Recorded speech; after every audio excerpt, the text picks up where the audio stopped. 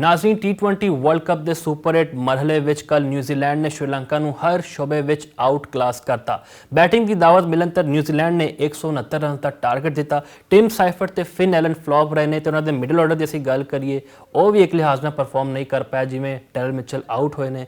उस तो बाद असीं गल करिए मिचल सेंटनर की 47 रन उन्होंने बनाए ने, जिन्हें 4 छक्के ते 2 चौके शामिल ने ते बॉलिंग ऑलराउंडर रहे ने। ਤੁਸੀਂ ਇਹ ਵੇਖੋ। ਇਸ ਇਲਾਵਾ ਜੇ श्रीलंका की गल करिए टारगेट चेस करन आए तो पाथम निसांका 0 ते आउट हुए ने। पहली बॉल ते हैनरी की बॉल ਨੂੰ ਉਹ ਕਹਿੰਦੇ ਨੇ ਇੱਕ ਸਟੱਡੀ नहीं कर सके, ਉਹਦੇ ਵਿਕਟ ਗਵਾ ਕੇ ਚਲੇ ਗਏ ਨੇ। ਤੇ ਅਸੀਂ ਗੱਲ ਕਰੀ ਕੁਸ਼ਾਲ ਮੈਂਡਿਸ ਦੀ, ਉਹ ਵੀ ਸਿਰਫ 11 रन बनाकर आउट हुए ने। पूरी टीम फ्लॉप रही ने। 6 बैट्समैन उन्होंने डबल फिगर में दाखिल नहीं हो सके। ਇਹਦੇ ਤੇ ਗੱਲ ਕਰਾਂਗੇ, ਸਾਡੇ ਨਾਲ ਮੌਜੂਦ ਨੇ ਮੀਆਂ ਅਰਸਲਾਨ ਸਾਹਿਬ। ਅਰਸਲਾਨ ਸਾਹਿਬ ਵੱਧ ਜੀ ਆਇਆਂ ਨੂੰ। श्रीलंकन टीम की जी खराब परफॉर्मेंस है, असी पाकिस्तान बारे गल करते पे सी कि प्लैनिंग सही नहीं हो, तो श्रीलंका तो वैसे ही सानू कल घबराई नज़र आई है ना। उन्होंने बैटर्स चलते पे, फील्डिंग डिपार्टमेंट में वो स्ट्रगल करते पे, तो बॉलर का हाल वेख लो। सिर्फ ठीक शाना ने 3 विकटां लईआं, बाकी वो फ्लॉप रहे हैं।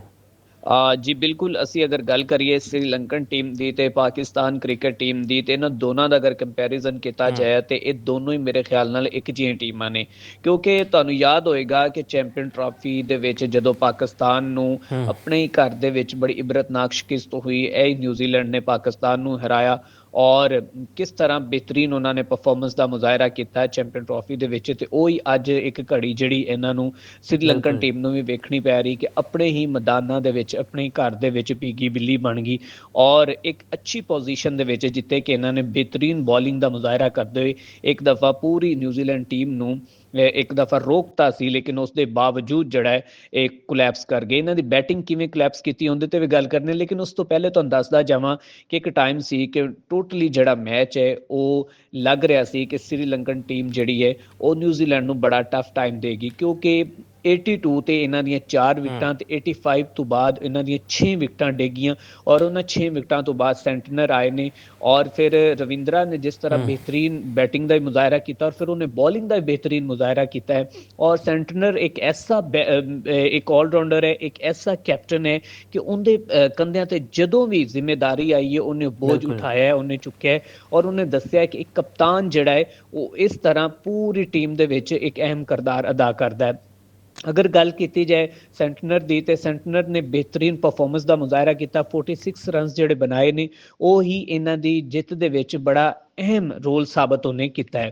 उस तो बाद अगर श्रीलंकन टीम की गल करिए तो श्रीलंकन टीम का भी मसला वही है कि इन्हां दी बैटिंग उत्थे कोलैप्स कर दी कि इन्हां कोल मिडल ऑर्डर जिहड़े ने वो भी नहीं ने, इन्हां कोल एक बैटिंग प्लान नहीं है। जो मिसाल पाकिस्तान टीम के नाल चलते सानू नज़र आ रहे हैं वही श्रीलंकन टीम नाल आ रहे हैं कि ये अगर पाकिस्तान की 2 विकटां डिगदियां ने मिडल ऑर्डर और अगर हुंदा है फ्लॉप तो उस तो बाद जिहड़ा वो लाइन लग जाती और सारा मामला जिहड़े ने दुनिया जिहड़ी है कि इन्हां दी बैटिंग ते या बॉलिंग ते जुमले कसदी नज़र आती। वो हिसाब जिहड़ा है वो श्रीलंकन टीम का भी नज़र आ रहा है कि श्रीलंकन टीम जिहड़ी है वो अजकल अपने ही मैदान दे विच नाकाम हो रही है।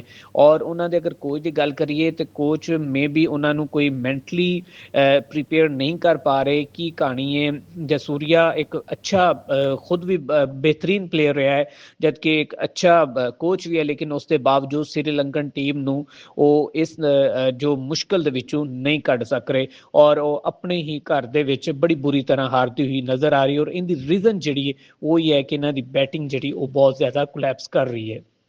अच्छा अरसलान साहब, पहले जिम्बावे कोलों हारे, फिर इंग्लैंड ते हुण न्यूजीलैंड तो शर्मनाक शिकस्त हैगी, तो अपनी होम कंडीशन का की फायदा? तुसीं इन्नी क्रिकेट खेडी है, तुसीं पिच नूं रीड ना कर सको, टॉस भी तुसीं जितदे पए हो, की रीजन हो सकती है तुहाडी नज़र उत्ते कि ज़्यादा प्रैशर है या फिर जयसूरिया सही तरह कोचिंग नहीं करते पे इन्हां दी?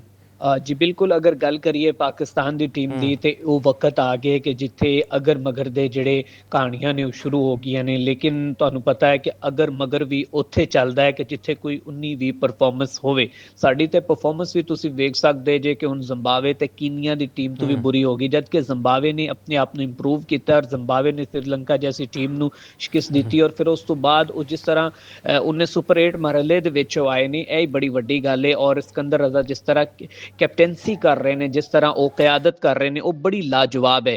ਔਰ ਉਹਦੇ ਮੁਤਬਾਦਲ ਅਗਰ ਅਸੀਂ ਜ਼ਿੰਬਾਬਵੇ ਦੀ ਟੀਮ ਦਾ ਤੇ ਆਪਣਾ ਕੰਪੈਰੀਜ਼ਨ ਕਰੀਏ ਤਾਂ ਮੈਂ ਕਹਿੰਦਾ ਉਹਦੇ ਤੋਂ ਗਈ ਗੁਜ਼ਰੀ ਸਾਡੀ ਟੀਮ ਹੈ, ਕਿਉਂਕਿ ਸਲਮਾਨ ਅਲੀ ਆਗਾ ਸਾਹਿਬ ਪਿਛਲੀ ਸੀਰੀਜ਼ ਦੇ ਵਿੱਚ ਤੇ ਸਾਨੂੰ ਉਹਨਾਂ ਨੇ ਡਿਫਰੈਂਟ ਸ਼ਾਟ ਕਰਕੇ ਦਿਖਾ ਦਿੱਤੇ ਔਰ ਉਹਨਾਂ ਨੇ ਸਾਨੂੰ ਹੈਰਾਨ ਕਰ ਦਿੱਤਾ ਕਿ ਜੀ ਅਸੀਂ ਪਰਫਾਰਮੈਂਸ ਬੜੀ ਅੱਛੀ ਕੀਤੀ ਹੈ ਜੀ, ਅਸੀਂ ਜਿਹੜਾ ਆਸਟ੍ਰੇਲੀਆ ਦੇ ਖਿਲਾਫ ਜਿਹੜਾ ਸੀਰੀਜ਼ ਜਿੱਤ ਗਏ ਹਾਂ। ਲੇਕਿਨ ਉਹ ਜਦੋਂ ਅਸਲ ਮੈਦਾਨ ਦੇ ਵਿੱਚ ਅਸੀਂ ਗਏ ਤਾਂ ਉੱਥੇ ਜਾ ਕੇ ਸਾਨੂੰ ਪਤਾ ਲੱਗਾ ਕਿ ਇਹ ਤਾਂ ਸਿਰਫ ਆਰਟੀਫਿਸ਼ੀਅਲੀ ਸ਼ਾਟਾਂ ਸਾਨੂੰ ਲੱਗ ਰਹੀਆਂ ਸੀ ਜਿਹੜੀਆਂ ਇਹਨਾਂ ਨੇ ਜਿਹੜੀ ਪਿਛਲੀ ਸੀਰੀਜ਼ ਦੇ ਵਿੱਚ ਖੇਲੀਆਂ ਨੇ। ਜਦ ਕਿ ਸਲਮਾਨ ਅਲੀ ਆਗਾ ਦੀ ਅਗਰ ਗੱਲ ਕਰੀਏ, ਬਾਬਰ ਆਜ਼ਮ ਦੀ ਗੱਲ ਕਰੀਏ, ਸ਼ਾਦਾਬ ਖਾਨ ਦੀ ਗੱਲ ਕਰੀਏ, ਸ਼ਹੀਨ ਸ਼ਾਹ ਅਫਰੀਦੀ ਦੀ ਗੱਲ ਕਰੀਏ, ਤੇ ਇਹ ਉਹ ਪਲੇਅਰ ਨੇ ਕਿ ਜਿਨ੍ਹਾਂ ਨੂੰ ਇਸ ਟਾਈਮ ਲੰਬੀ ਰੈਸਟ ਦੀ ਜ਼ਰੂਰਤ ਹੈ ਔਰ ਇਹਨਾਂ ਨੂੰ ਰੈਸਟ ਦੇਣੀ ਚਾਹੀਦੀ ਹੈ। ਜਦ ਕਿ ਉਸਮਾਨ ਖਾਨ ਜਿਹੜੇ ਵਿਕਟ ਕੀਪਰ ਨੇ ਉਹਨਾਂ ਨੂੰ ਕਾਫੀ ਦਫਾ ਚਾਂਸ ਮਿਲ ਚੁੱਕੇ ਨੇ ਕਿ ਉਹਨਾਂ ਨੇ ਜੀ ਸੈਕਰੀਫਾਈਸ ਕੀਤਾ ਹੈ, ਉਹਨਾਂ ਨੇ ਉੱਥੋਂ ਜਿਹੜੀ ਮੁਤੱਹਦਾ ਅਰਬ ਅਮਾਰਾਤ ਦੀ ਟੀਮ ਛੱਡ ਕੇ ਪਾਕਿਸਤਾਨ ਦੇ ਵਿੱਚ ਆਏ ਨੇ ਤੇ ਚਲੋ ਉਹਨਾਂ ਨੂੰ ਨਾਲ ਲੈ ਕੇ ਬੜੀ ਕੋਸ਼ਿਸ਼ ਕੀਤੀ, ਉਸ ਦੇ ਬਾਵਜੂਦ ਵੀ ਉਹ ਕਿਤੇ ਸਾਨੂੰ ਉਹ ਵੀ ਐਡੀ ਅੱਛੀ ਉਹਨਾਂ ਦੀ ਪਰਫਾਰਮੈਂਸ ਨਜ਼ਰ ਨਹੀਂ ਆਈ। ਜਦਕਿ ਉਹਨਾਂ ਦੇ ਮੁਤਬਾਦਲ ਬੜੀ ਅੱਛੀ ਬੈਟਿੰਗ ਦਾ ਮੁਜ਼ਾਹਰਾ ਸਾਹਿਬਜ਼ਾਦਾ ਫੁਰਾਨ ਕਰ ਰਹੇ ਨੇ ਔਰ ਉਹ ਕੀਪਰ ਵੀ ਹੈ, ਬੈਟਸਮੈਨ ਵੀ ਹੈ ਔਰ ਬਿਹਤਰੀਨ ਪਰਫਾਰਮੈਂਸ ਦਾ ਮੁਜ਼ਾਹਰਾ ਕਰ ਰਹੇ ਨੇ। ਤੇ ਮੈਂ ਇਹੀ ਕਹਾਂਗਾ ਕਿ ਜਿਹੜੇ 4-5 ਨਾਮ ਨੇ, ਖਾਸ ਤੌਰ ਤੇ ਸ਼ਾਦਾਬ ਖਾਨ, ਬਾਬਰ ਆਜ਼ਮ ਔਰ ਇਹਦੇ ਨਾਲ ਦੂਸਰਾ ਫਹੀਮ ਅਸ਼ਰਫ ਨੂੰ ਵੀ ਰੈਸਟ ਦੀ ਜ਼ਰੂਰਤ ਹੈ ਔਰ ਉਸ ਦੇ ਨਾਲ ਨਾਲ ਜਿਹੜੇ ਸਾਡੇ ਆਗਾ ਸਾਹਿਬ ਨੇ ਇਹਨਾਂ ਨੂੰ ਰੈਸਟ ਦੀ ਜ਼ਰੂਰਤ ਹੈ। ਔਰ ਬਾਬਰ ਆਜ਼ਮ ਦੀ ਕਾਰਗਰਦਗੀ ਦਾ ਮੁਜ਼ਾਹਰਾ ਇਹ ਕਰ ਲਓ ਕਿ ਇਹ ਇਸ ਤੋਂ ਪਹਿਲੇ 120 ਦੇ ਸਟ੍ਰਾਈਕ ਰੇਟ ਤੋਂ ਬਾਹਰ ਕੱਢਿਆ ਗਿਆ ਸੀ ਤੇ ਜਦ ਕਿ ਹੁਣ 108 ਦੇ ਸਟ੍ਰਾਈਕ ਰੇਟ ਤੋਂ ਖੇਡ ਰਿਹਾ। ਤੇ ਪਾਕਿਸਤਾਨ ਦੀ ਨਾਕਾਮੀ ਦੀ ਵਜ੍ਹਾ ਹੀ ਸਿਰਫ ਇਹ ਹੈ ਕਿ ਇਹਦੇ ਜਿਹੜਾ ਫੈਸਲਾ ਸਾਜ਼ ਨੇ ਉਹ ਫੈਸਲੇ ਹੀ ਉਹ ਕਰ ਰਹੇ ਨੇ ਕਿ ਜਿਹੜਾ ਪਾਕਿਸਤਾਨ ਕ੍ਰਿਕਟ ਵਾਸਤੇ ਬੁਰੇ ਤਰੀਨ ਸਾਬਿਤ ਹੋ ਰਹੇ ਨੇ। ਬਿਲਕੁਲ ਜੀ, ਵਰਲਡ ਕੱਪ ਦਾ ਸਫ਼ਰ ਤਾਂ ਸਾਡਾ ਤਮਾਮ ਹੈ ਇੱਕ ਲਿਹਾਜ਼ ਨਾਲ, ਤੇ ਹੁਣ ਉਮੀਦ ਕਰਦੇ ਹਾਂ ਕਿ ਅਸੀਂ ਇੱਥੋਂ ਕੁਝ ਸਬਕ ਸਿੱਖੀਏ ਤੇ ਅੱਗੇ ਜਾਈਏ। ਬੰਗਲਾਦੇਸ਼ ਦਾ ਟੂਰ ਵੀ ਹੈ, ਬਹਿਰਹਾਲ ਸਾਡਾ ਸ਼੍ਰੀਲੰਕਾ ਦੇ ਨਾਲ ਮੈਚ ਇੱਕ ਹੈ ਤੇ ਉਮੀਦ ਕਰਦੇ ਅਸੀਂ ਹਰ ਸ਼ੋਬੇ ਵਿੱਚ ਅੱਛਾ ਪਰਫਾਰਮ ਕਰੀਏ। ਜਿਵੇਂ ਸ਼ਾਹੀਨ ਦੀ ਫਾਰਮ ਆਈ ਹੈ, ਅੱਛੀ ਚੀਜ਼ ਹੈ, 4 ਵਿਕਟਾਂ ਉਹਨਾਂ ਨੇ ਲਈਆਂ ਤੇ ਸਾਇਮ ਅਯੂਬ ਦਾ ਪਰਫਾਰਮ ਕਰਨਾ ਬੜਾ ਜ਼ਰੂਰੀ ਹੈ ਕਿਉਂਕਿ ਬੜੇ ਸਵਾਲਾਤ ਨੇ ਉਹਨਾਂ ਦੀ ਪਰਫਾਰਮੈਂਸ ਉੱਤੇ। ਏਸ਼ੀਆ ਕੱਪ ਤੋਂ ਅਸੀਂ ਵੇਖੀਏ ਸਟਰਗਲ ਕਰਦੇ ਨਜ਼ਰ ਆ ਰਹੇ ਨੇ, ਜਿਹੜੀ ਸ਼ਾਰਟ ਸਿਲੈਕਸ਼ਨ ਹੈ ਉਹਦੇ ਵਿੱਚ ਵੀ ਉਹ ਬਿਲਕੁਲ ਸਾਨੂੰ ਡਾਊਨ ਨਜ਼ਰ ਆਏ ਨੇ।